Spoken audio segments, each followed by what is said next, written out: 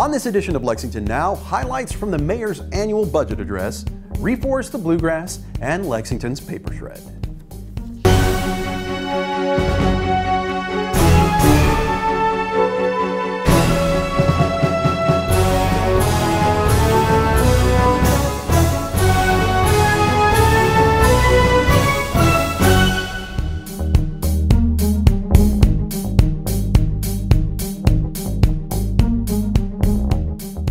I'm Neil Noah, and welcome to Lexington Now for the week of April 19th, 2021. Last week, Mayor Gorton gave her annual budget address to Council. Here are some highlights from her speech. In proposing a budget that will guide us through the remainder of this global pandemic, I am determined to look to the future. I'm proposing a budget that is as bold and courageous as our citizens. A budget that invests in the basics while also reaching for a bright future for our city as we approach its 250th year. Back in January, I predicted that as soon as the sun sets on COVID-19, our city would soar economically, culturally, and educationally. Flash forward to April 13th. Even though we still have challenges, there's more than spring in the air. There's optimism. You can feel it in all corners of our community. Clearly, we are all ready to step out of the coronavirus tunnel and into the light. The budget I am proposing today is designed to build on our optimism through investments in quality of life, economic growth, and, always important, in basic needs. Tools the city needs to continue to provide outstanding services to its citizens and to do the due diligence required to take care of our growing hometown. Before I get into specifics about what I've included in this spending plan, I want to offer a few words about how it's structured. We come into this budget after a roller coaster financial year. In Lexington and across the country, the pandemic triggered a budgetary crisis that was sudden and deep. In March and April of 2020, virtually all economic activity slowed throughout our nation. In the budget I proposed last year at this time, we needed $36 million in one-time funds to supplement our revenue and planned to use our rainy day fund to get us past the emergency, as it is intended. We tightened our belt, moving it several notches beyond what is comfortable. We passed a budget that focused only on basic services. Then, throughout the year, we implemented strong and responsible financial management. Ultimately, we have not had to dip into our rainy day fund. However, we were not able to fund many of the programs our community needs. As I said at the time, it was an inadequate budget for our city. The budget I'm proposing today is a different story. It is a bold plan for our future, and it makes solid investments in basic needs. Because we were careful to live within our means, and because we made really tough budget decisions last year, we now find ourselves in a much better financial position than many other cities. We maintained a good bond rating, a seal of approval on our financial condition from our nation's 2 bond rating agencies. We did not raise taxes. In short, we are emerging from the pandemic financially healthy. Many of the proposals included in this spending plan were envisioned by the Mayor's Commission on Racial Justice and Equality, a group of 70 citizens who studied our city in detail last summer and put together a list of 54 recommendations designed to dismantle systemic racism. Although we've made considerable progress this year in making these changes, this new budget will allow us to accelerate implementation of Commission recommendations through a new senior staff position in the Mayor's office. This person will build on the significant progress Lisa Higgins-Hord and our team have already made in implementing these recommendations. So let's talk about this budget plan by examining its impact on quality of life for everyone. Building quality of life is important. Our economy depends on it. All of our citizens rightfully expect it. One of the most important components of quality of life is housing. As the Racial Justice Commission members and other citizens have pointed out, we've got a lot of work to do in housing. We're not afraid of hard work or of tackling really tough issues. That's why I've proposed the creation of a permanent Housing Advocacy and Community Development Department. This department will elevate our city's work on housing, bringing together, coordinating, and improving the government divisions that address housing concerns.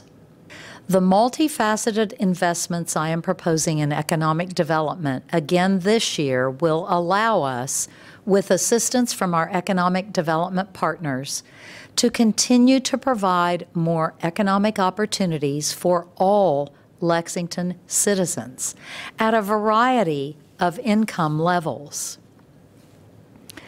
I have included $300,000 to allow us to continue to showcase our community to the world. Euphrates International continues our work of attracting new businesses. Our emphasis remains on working with the current members of our business community to grow jobs and opportunities. Existing business and retention efforts are led by Commerce Lexington. I also want to talk about public safety, something that is important to all citizens. The rise in violent crime nationally and here at home concerns all of us. We are working on ways to address it by tackling root causes and enhancing public safety. First, in police, I've included funding to hire 6 additional officers, including a sergeant and 5 new neighborhood resource officers. When it comes to police, there is also funding for basic needs. I have included funding for new patrol vehicles, a mobile command post, and 2 police recruit classes to keep our police force near its authorized strength. In fire, I have included full funding for our community paramedicine program, an important service that is proving invaluable for many citizens. I have funded several fire vehicles in this budget, including an engine, 2 new emergency care vehicles, and 2 emergency care remounts to help us get more life out of older units. There is also funding for a new fire recruit class. Our citizens love our parks, and we provide popular opportunities to enjoy them for all ages and all abilities.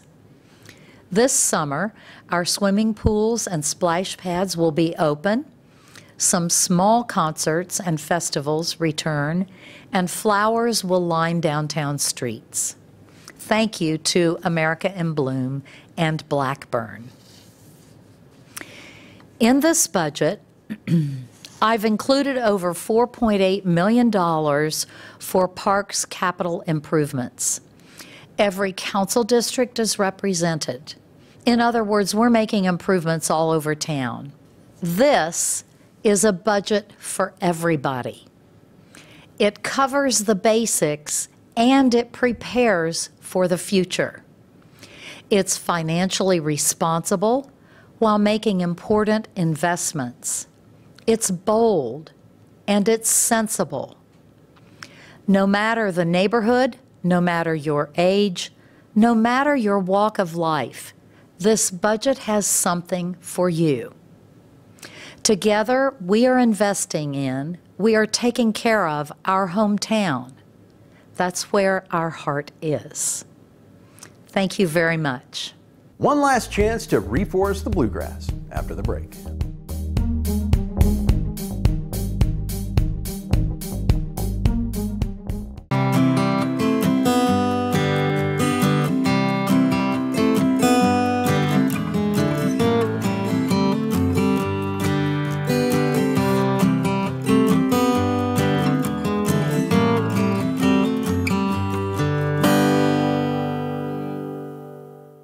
I wear a mask so I can safely fly out of Lexington Airport to go see my grandson. Because I like grocery shopping and going out shopping with my daughters. So I can feel safe when I go shopping or go to the grocery. In memory of my husband, Bill McCann, who was a community leader, and he would have supported this cause.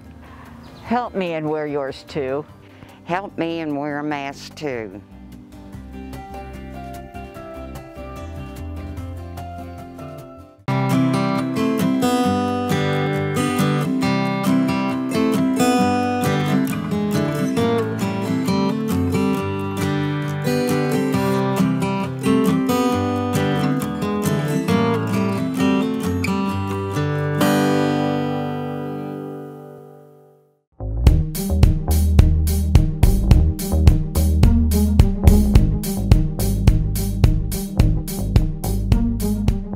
Welcome back to Lexington Now.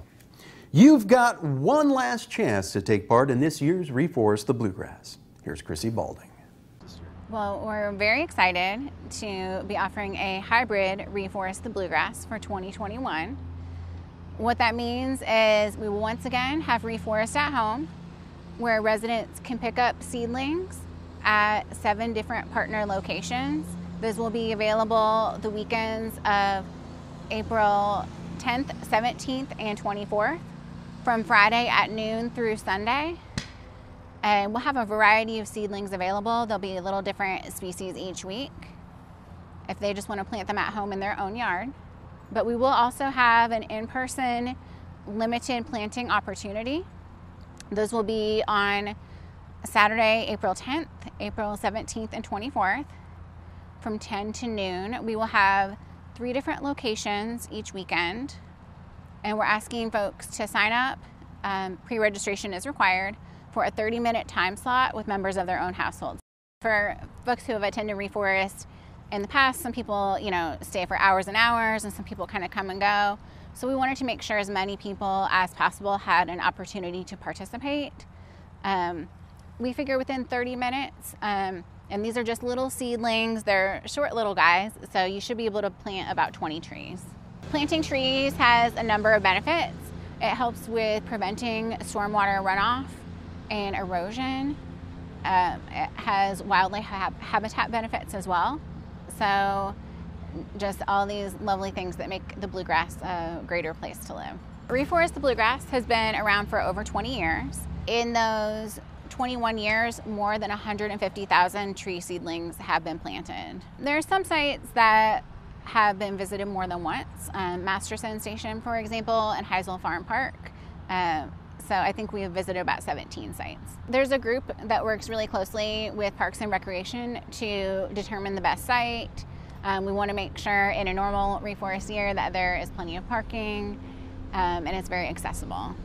Go to lexingtonky.gov/reforest, and there's all kinds of great information there, including which tree species are available each weekend for the Reforest at home if they want to plant in their own yard. We do ask, because we have a limited number of trees, that people take no more than 3 trees spread across those weekends. So please don't go and take a whole bucket. And that's also where you can pre-register to participate in the Saturday plantings. We encourage people to come out and get involved. For the in-person plantings, we are requiring masks and social distancing and safety protocols. The Saturday plantings are April 10th, 17th and 24th. They're happening from 10 to 12, but we are 10 a.m. to noon. We're asking people to sign up for a 30-minute time slot, and they do need to pre-register. We will not accommodate any walk-ups. If you've got a lot of old documents to get rid of, Lexington's Paper Shred is this weekend. Lauren Monahan has the detail. Saturday, April 24th, that'll be our community paper shred event. This is a great way to get rid of paper material, file folders, things of that nature that may contain sensitive material that you do not want to recycle through the curbside program. So we work in partnership with Shred-it. They're a company here in Lexington. They're a division of the company Stericycle, and they are a great community partner. They help us. They bring their mobile shredding trucks out. We'll begin that event at 9 o'clock here, 1631 Old Frankfort Pike. We'll have entrance down a little bit further towards town, so it'll be at Jimmy Campbell Drive. You can bring up to 5 boxes or bags of paper. Just make sure it's dry. They can't shred wet paper, unfortunately. It can have staples or paper clips. Those are just fine. However, anything thicker than that, like a binder clip, for example, cannot be shredded and can cause issues with their machinery. So I mentioned mobile shredding trucks. That is a great way to know that your material will be shredded here on site. So don't worry, they do a confetti shred as well, which is opposed to a spaghetti shred. So that's even more secure and safe. They just shred it up into really small little pieces like confetti. So we'll be here until 2 o'clock that day. Again, 9 a.m. to 2 p.m. on Saturday, April 24th. We'll have our community paper shred event, and that is free to residents of Lexington. Now, a special note for COVID-19, we have a special procedure. We're asking all residents who come out to any of our spring events to please remain in your vehicle at all times with your windows rolled up. This will help protect our employees that day, and it will also protect you, the participants in the event. And we'll help unload, so you don't even have to get out of your vehicle. Just stay comfortable inside, and you can just direct us to wherever your materials are, whether they be in the trunk or in the back seat of your vehicle. Just let us know, and we'll make sure to assist you in that way. And we're looking forward to seeing you at our spring events. Most urban county government meetings continue to meet virtually, and we bring most of these meetings to you live. Check out our website for the most accurate and up-to-date coverage of city business. And we continue to keep you up to date on how the city is handling the pandemic via our official COVID-19 response site, including testing and vaccination sites. Simply click on the banner at the top of our homepage. That's all for now, but as always, you can keep up with us on social media, check out the latest traffic updates on Twitter at LexRex, or catch our live traffic cams on lexingtonky.gov. For all of us at Lex TV, I'm Neil Noah, and that's it for now.